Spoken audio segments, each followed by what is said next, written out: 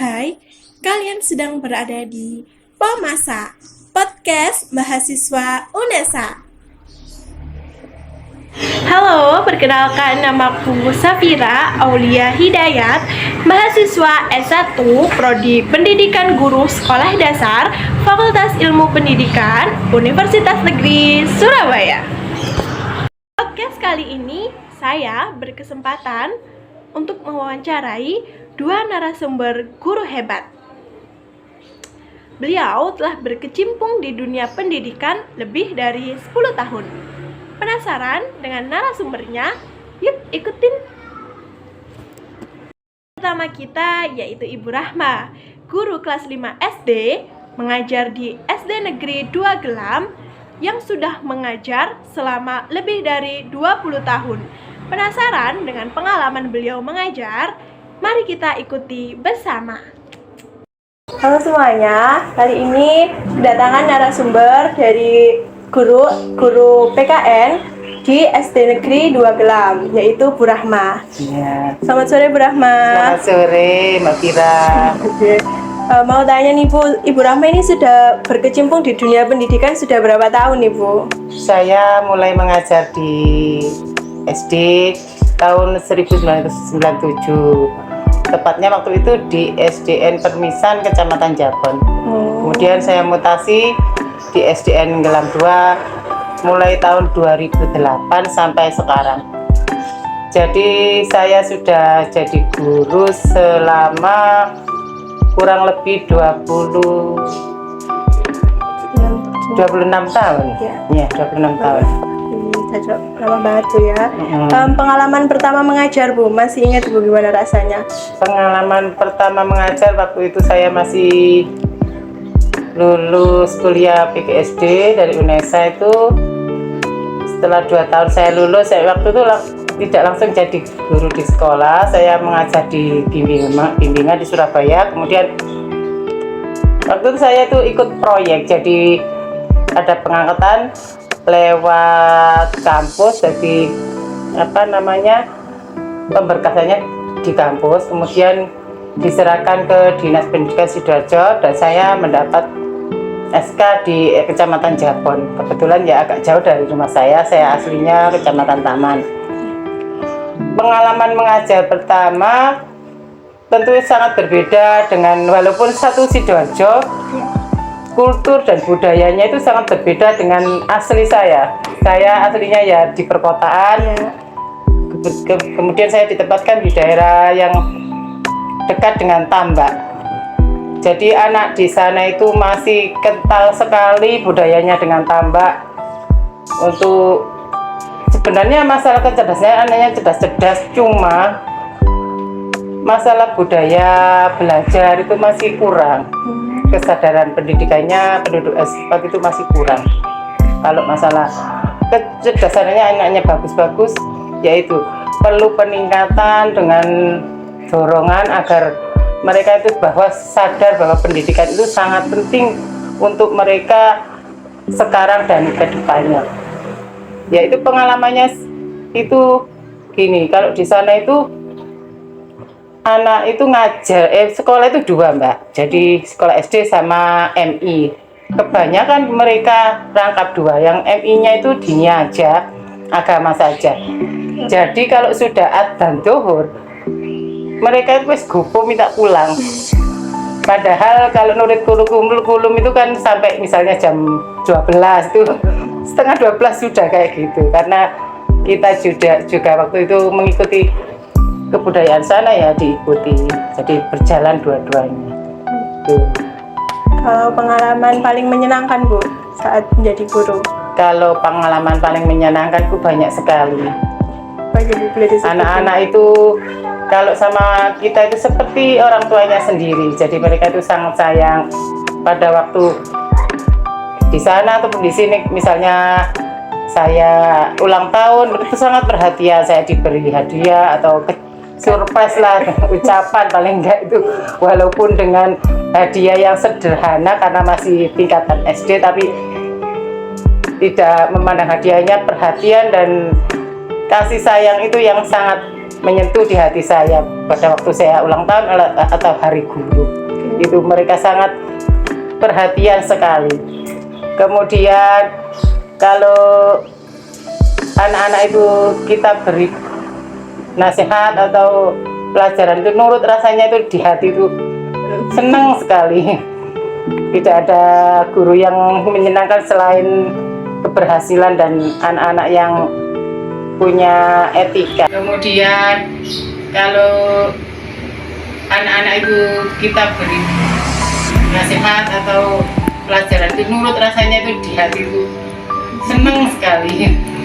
Tidak ada guru yang menyenangkan selain keberhasilan dan anak-anak yang punya etika. Itu adalah nomor satu dari pengalaman yang menyenangkan.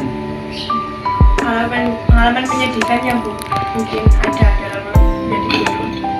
Kalau pengalaman menyedihkan itu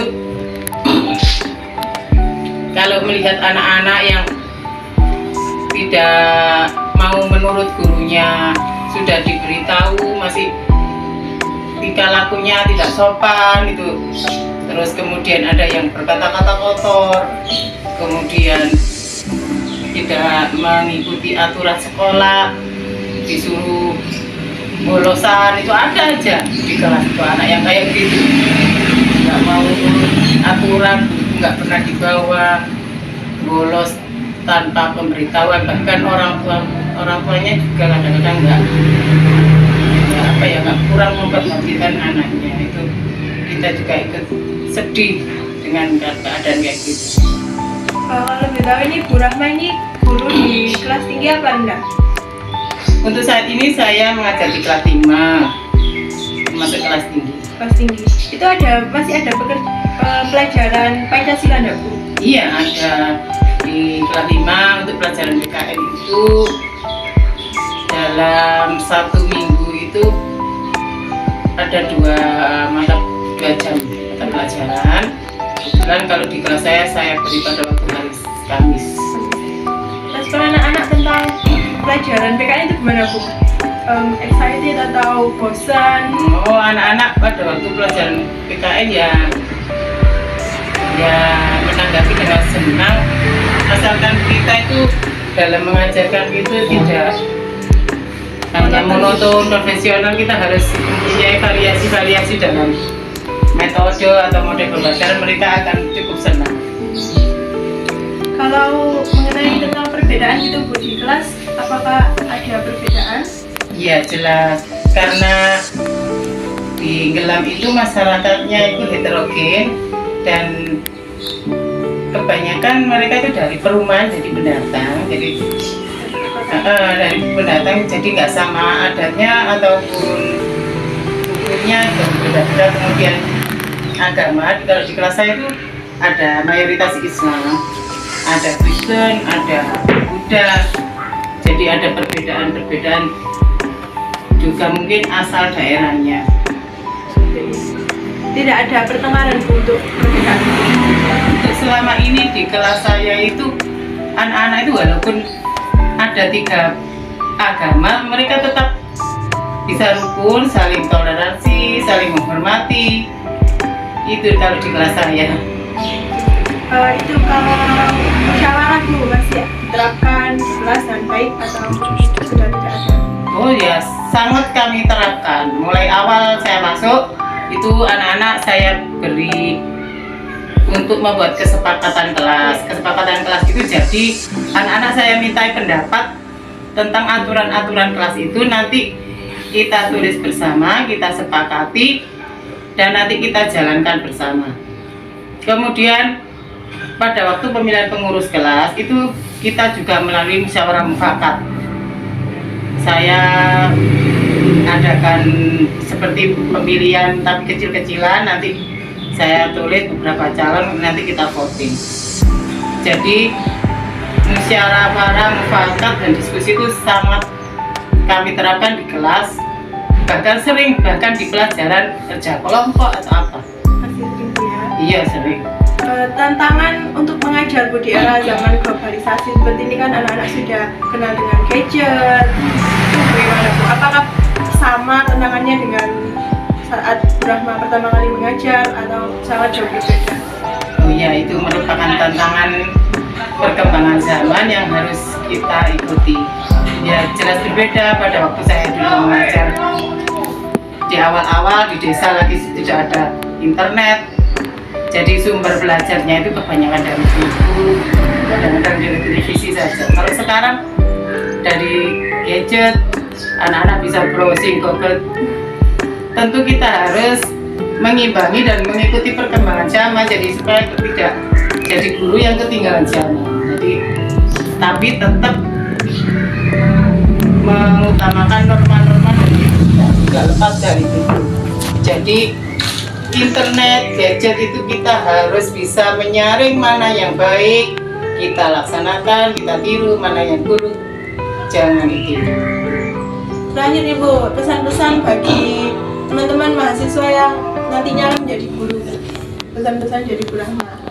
Untuk mahasiswa PGSD UNESA, calon-calon guru masa depan, saya berharap agar para mahasiswa nanti menjadi guru-guru yang profesional, yang selalu mengikuti perkembangan zaman dan kurikulum, tetapi tetap tidak lupa dengan nilai-nilai etika, norma-norma budaya dan moral bangsa Indonesia yang sangat baik itu saja. Terus belajar, berkarya agar mahasiswa nanti menjadi mahasiswa yang punya kompetensi dan bisa menjadi yang profesional. Terima kasih. Baik, terima kasih Bu Rahma atas sharing pengalaman dan juga waktunya. Sekian dari saya. Iya. Narasumber kedua kita yaitu Ibu Bekti, guru di SDN Gayungan yang mengajar di kelas rendah. Tentu saja dalam mengajar, Bu Bekti memiliki banyak sekali pengalaman. Penasaran dengan pengalamannya? Yuk ikutin ceritanya. Sebelum memulai perbincangan dengan Ibu Bekti, izinkan saya untuk membacakan CV dari Ibu Bekti. Ibu Bekti memiliki nama panjang yaitu Ibu Subekti, bersekolah di SDN Kelodokan 1, SMP Negeri Bendo, SMA Negeri Gorang Gareng, D2 UNESA PGSD, dan juga S1 Unipa Adibuana. Adapun pengalaman kerja atau mengajar dari Ibu Bekti yaitu yang pertama di SDN Percobaan Surabaya dan yang kedua di SDN Gayungan 1. Betul begitu Ibu? Iya. Sebelumnya Bu, sebelum memasuki pada perbincangan hari ini, bolehkah saya untuk mengetahui pengalaman paling berkesan bagi Ibu dalam mengajar? Apa ya? Ya, pengalaman berkesan di SDN Percobaan Surabaya. SDN Percobaan Surabaya itu termasuk SD inklusi. Ya, di SD inklusi itu berarti menerima siswa-siswi yang berkebutuhan khusus yang bisa ditangani di SD. Ya, saya pernah mengajar di kelas 2, memiliki 5 siswa inklusi. Dan mereka cukup parah yang sebenarnya tidak bisa kita tangani, tapi karena titipan ya jadi kita harus menerima. Dari 5 itu parah semua Mbak. Ada yang kalau marah gulung-gulung, ada yang gedor-gedor pintu, ada yang lompat jendela. Pada awal kelas 1 itu pusing Mbak. Ya, kita harus fokus kemana gitu ya, karena kita harus menangani anak-anak reguler sekaligus inklusi ya. Sedangkan guru pendamping khusus itu enggak setiap hari bisa membantu kita, jadi cukup menguras energi kita, menguras kesabaran kita ya. Bagaimana kita menyampaikan materi dalam kondisi seperti itu. Ada anak-anak yang anak itu konsennya hanya 5 menit saja, 5 menit diam, berikutnya dia pasti keluar, pasti jahil, pasti ini, dan itu harus kita tenangkan. Itu yang membuat kita sangat harus bekerja keras. Di samping itu wali murid pun ada yang protes, anak saya disekolahkan di sini, itu maunya dia mendapatkan pembelajaran yang baik, tapi kondisinya kelas seperti ini. Kan setiap pulang sekolah anak-anak itu pasti cerita di kelas itu begini, ada yang dipukul, ada yang ini, mereka protes. Dan kita harus bisa memberikan pengertian ke wali murid kalau setiap anak itu berbeda, kalau setiap anak itu nggak ada orang tua yang ingin memiliki anak tidak sempurna, pasti inginnya yang paling sempurna, dan orang tua bersyukur anaknya lebih dari yang mereka gitu loh. Jadi harus syukur saja, jangan sampai protes dengan keadaan yang ada di luar diri kita begitu, termasuk gurunya. Itulah yang paling begitu berkesan, karena itu harus ekstra sabar, ekstra ini ya. Itu pengalaman pertama Bu ngajar anak inklusif? Enggak, sudah cukup lama, tapi Kebetulan ini yang paling kebetulan parah. itu paling parah gitu loh, paling parah, dan ya gitulah. Kalau pengalaman yang paling menyenangkan Bu sebagai guru apa Bu? Yang paling menyenangkan, anak-anak bisa berubah menjadi lebih baik. Ya. Dari anak-anak suka misuh, nggak misuh, dari anak-anak nggak sholat, mau sholat, itu menyenangkan sekali. Itu perasaannya gimana Bu? Senang gitu? Iya, merasa berhasil saja, merasa apa yang saya lakukan ada manfaatnya gitu, dan ada motivasi khusus dari orang tua. Terima kasih Bu, anak saya sekarang sudah begini, ada perubahan begini. Kan kadang kita dalam menangani anak-anak itu selalu bekerja sama dengan wali murid gitu. Kita tanya, apa sih masalah anak-anak dari rumah itu yang orang tua kesulitan. Kadang-kadang anak-anak itu kan lebih nurut gurunya daripada orang tuanya. Jadi kita memberitahunya seperti itu, kerjasamanya seperti itu. Jadi keluhan di rumah kita tangani di sekolah pun minta bantuan wali murid. Ini ada begini, nanti kalau anak nggak melaksa ini tolong telepon saya, hubungi saya. Ada kebersamaan dalam menangani anak. Baik Bu, terima kasih, pengalamannya sangat luar biasa. Iya. Baik, memasuki pertanyaan pertama, yaitu apakah di sekolah Ibu ini khususnya dalam pembelajaran di kelas masih ada sistem musyawarah Bu? Hal seperti dalam pemilihan ketua kelas, penentuan jadwal piket gitu.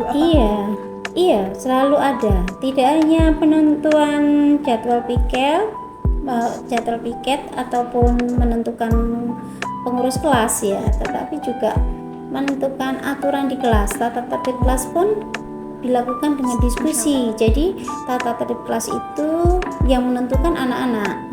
Kesepakatan anak-anak, apa usulannya anak-anak, pilihannya apa, sanksinya apa, jadi anak-anak. Jadi kalau ada pelanggaran, anak-anak dengan sukarela mengikuti sanksinya karena sudah disepakati bersama. Berarti anak-anak dari kecil sudah dibiasakan untuk bermusyawarah ya Bu? Ya, insya Allah seperti itu. Oke, pertanyaan kedua, bagaimana cara Ibu Bekti dan guru-guru menumbuhkan sikap cinta tanah air pada siswa Bu? Ya, cinta tanah air yang biasa sudah kita lakukan itu setiap Senin upacara bendera, itu salah satu cinta tanah air ya.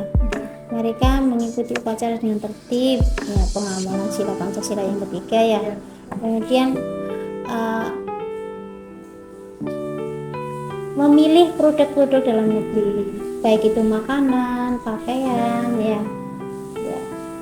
Karena produk negeri berarti mencintai tanah air, cinta tanah air. Apakah dalam mengamalkan nilai-nilai Pancasila, siswa ini diajak keluar kelas gitu Bu? Misalnya bergotong royong? Iya, kadang di luar kelas. Kalau kerja bakti Ya, di kerja luar bakti. kelas. Kerja baktinya di dalam kelas ya di kelas ya. tergantung situasinya ya. Kadang di luar, tidak hanya di luar kelas, di masyarakat juga kadang-kadang kita kerja bakti karena SDNP itu kan dekat dengan SLB, kita memberikan tali asih berupa kemarin tuh tanaman bunga atau ya, kita gotong royong mengumpulkan tanaman ya untuk menghias sekolah, tapi karena terlalu banyak maka sebagian kita bantukan untuk di sekolah lain gitu. Untuk pertanyaan selanjutnya, bagaimana Bu cara memberi penjelasan kepada siswa tentang perbedaan? Cara memberi perbedaan itu ya diberikan pemahaman ya. Setiap orang itu pasti berbeda, tidak ada yang sama persis kan. Kalau sama malah bingung ya kan. Ibunya sama bingung mau dijemput ibunya, ibuku yang mana kan begitu ya. Kalau sama anaknya sama persis bingung, sing tak jemput anakku sing ndi ya kan gitu. Jadi intinya berbeda itu indah ya. Berbeda itu indah. Kalau bunga pun warnanya merah semua kan ya jelek tuh. Kalau ada yang merah kuning ya itu kan jadi indah gitu. Apakah siswa di sekolah Ibu Bekti Mengajar ini berperilaku menghargai sesama guru, menghargai kepada teman, menghargai? Insya Allah seperti itu ya. Karena itu sesuai dengan nilai-nilai yang terkandung dalam UUD 1945. Berarti sama guru itu menghargai banget gitu, menghormati. Ya iya. Walaupun kadang ada anak-anak tertentu yang kurang ya, itu wajar lah karena anak-anak kan tidak sempurna. Jadi kewajiban guru itu untuk membimbing supaya menjadi lebih baik. Terakhir Ibu ya, bagaimana reaksi anak-anak SD itu dalam pembelajaran PPKN Bu? Apakah antusias, malas gitu, atau nggak suka atau gimana Bu? Ya, PPKN itu sebenarnya materi yang menjenuhkan ya, karena ya kayaknya banget, Bu, ya. Tapi memang guru harus pandai-pandai gimana supaya anak-anak itu tertarik ya dengan nyanyian, dengan yel-yel atau dengan ice breaking ya, dibuat sedemikian rupa. Kalau pengembangan Pancasila dengan misalkan dengan gambar-gambar ya, jadi kalau hanya ucapan anak-anak itu nggak tertarik ya. Kalau di SDNP itu ya setiap kelas kan ada kita bisa menayangkan film, bisa menayangkan itu. Kalau di Melayu kan nggak ada sih, kurang. Jadi tergantung kondisi sekolah masing-masing. Baik Bu, terima kasih banyak atas kesempatan dan juga sharing-sharing pengalaman. Saya sebagai calon guru jadi sedikit lebih mengetahui tentang gambaran ketika nanti sudah memasuki dunia kerja. Terima kasih. Dan berhasil dan sukses selalu. Terima kasih Ibu Bekti atas waktu dan juga kesempatan yang diberikan. Saya Safira Aulia, pamit undur diri. Assalamualaikum warahmatullahi wabarakatuh. Gimana Bu pakai baju itu, seneng apa kegerahan gitu atau? Kemudian kalau di Mayungan 1 itu setelah anak-anak pakai baju tradisional, tapi ada kegiatan senam juga, jadi mereka senang dengan pakaian baju tradisional. Ya setelah itu ada kegiatan pembelajaran. Setelah jam 3 mau istirahat itu ada iklan tari, jadi mereka ganti baju lagi pakai baju celana untuk menari. Seperti itu, kadang-kadang anak-anak kalau kegeran nggak pakai baju lagi, itu baju adatnya nggak dipakai lagi, jadi pakai baju yang kadang juga kasihan ya kalau kondisi panas seperti ini ya, mau nggak mau saya biarkan juga sih, kasihan kalau suruh ganti lagi baju adat lagi ya. Ibu ya, bagaimana reaksi anak-anak SD itu dalam pembelajaran PPKN Bu? Apakah antusias, malas gitu, atau nggak suka atau gimana Bu? Ya, PPKN itu sebenarnya materi yang menjenuhkan ya, karena ya kayaknya banget, Bu, ya. Tapi memang guru harus pandai-pandai gimana supaya anak-anak itu tertarik ya dengan nyanyian, dengan yel-yel atau dengan ice breaking ya, dibuat sedemikian rupa. Kalau pengembangan Pancasila dengan misalkan dengan gambar-gambar ya. Jadi kalau hanya ucapan, anak-anak itu nggak tertarik. Ya, kalau di SDMP itu ya setiap kelas kan ada apa ya, kita bisa menayangkan film, bisa menayangkan itu. Kalau di Bayuan nggak ada sih, kurang. Jadi tergantung kondisi sekolah masing-masing aja. Baik Bu, terima kasih banyak atas kesempatan dan juga sharing-sharing pengalaman. Saya sebagai calon guru jadi sedikit lebih mengetahui tentang gambaran ketika nanti sudah memasuki dunia kerja. Ya, mudah-mudahan berhasil dan sukses selalu. Amin. Terima kasih Bu Bekti atas waktu dan juga kesempatan yang diberikan. Saya Safira Aulia, pamit undur diri. Assalamualaikum warahmatullahi wabarakatuh. Waalaikumsalam.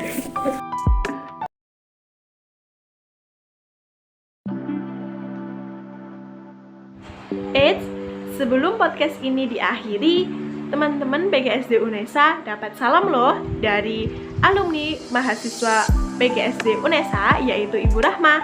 Berikut ini adalah salam beliau kepada kami calon-calon guru di masa depan. Untuk mahasiswa PGSD UNESA, calon-calon guru masa depan, saya berharap agar para mahasiswa nanti menjadi guru-guru yang profesional, yang selalu mengikuti perkembangan zaman dan kurikulum, tetapi tetap tidak lupa dengan nilai-nilai etika, norma-norma budaya dan moral bangsa Indonesia yang sangat baik saja. Terus belajar, berkarya agar mahasiswa nanti menjadi mahasiswa yang punya kompetensi dan bisa menjadi guru yang profesional. Terima kasih. Baik, terima kasih Bu Rahma atas sharing pengalaman dan juga waktunya. Sekian dari saya.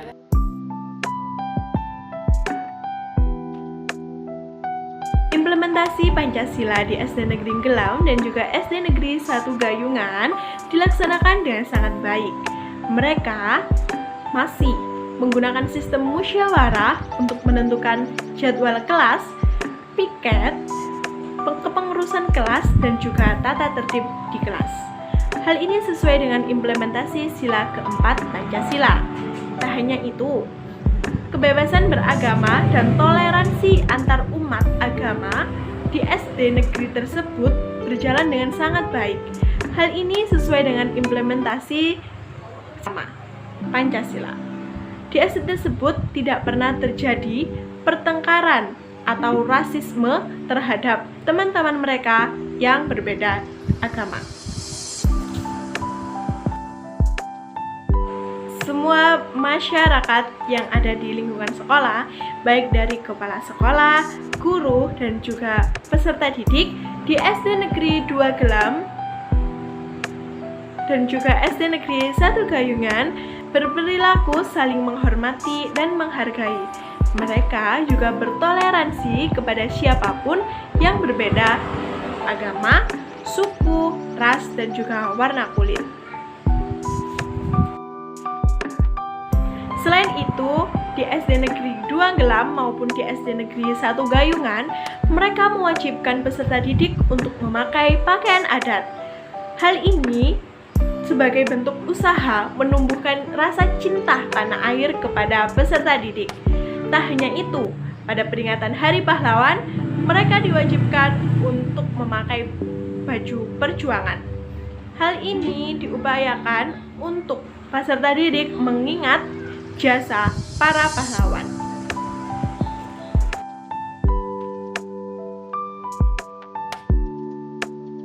Sampailah kita pada penghujung acara. Saya ucapkan terima kasih kepada dua narasumber hebat telah meluangkan waktunya untuk sharing session untuk membahas tentang pengalamannya bersama dengan saya. Dari kedua narasumber tersebut, saya dapat menarik kesimpulan bahwa pengalaman paling menyenangkan menjadi seorang guru yaitu ketika mereka mampu mengubah sikap buruk buruk murid berubah menjadi sikap yang baik.